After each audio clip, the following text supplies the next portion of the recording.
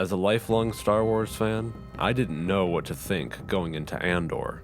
Disney had been churning out mediocre to terrible Star Wars content for years, systematically trying to uproot my deep love for the franchise. Not fighting what we hate, saving what we love. My interest had begun to wane, and I was about to give up on Disney Star Wars entirely. Rey Skywalker. No! No! No! But I had heard good things about this show and was willing to give it a try, so I turned on episode 1 and never looked back. This show is quality. Everything from the acting, set design, lighting, and framing is done so well. I could go on about this show for hours, but I'll keep it brief. The story, which begins 5 years before the events of Rogue One, takes place in 8 mini-story arcs across 2 12-episode seasons. Season 1 follows Cassian Andor, the titular character, as all his hopes of living a life of ambivalence toward the Empire are dashed to pieces. Meanwhile, Luthen Rael and Mon Mothma are trying to jumpstart the rebellion, but both have very different ideas about how to proceed.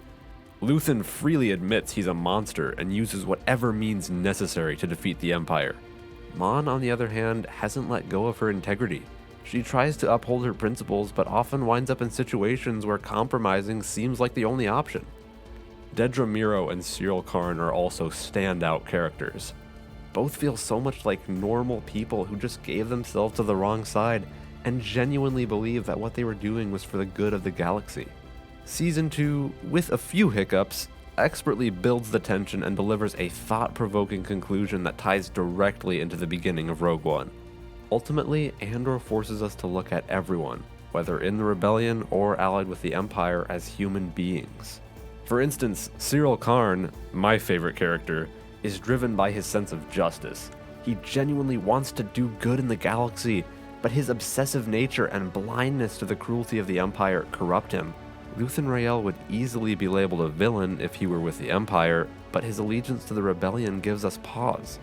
Every character has so much depth and plays a crucial role in the story. War requires difficult choices, and the founders of the rebellion realized this most of all. This show reminded me that quality stories can still be told. It takes effort and creativity, but it can be done. Now, as I have the opportunity to make videos of my own, I resolve to tell good stories, not empty hunks of content like the ones Disney sadly continues to dump out on Disney+.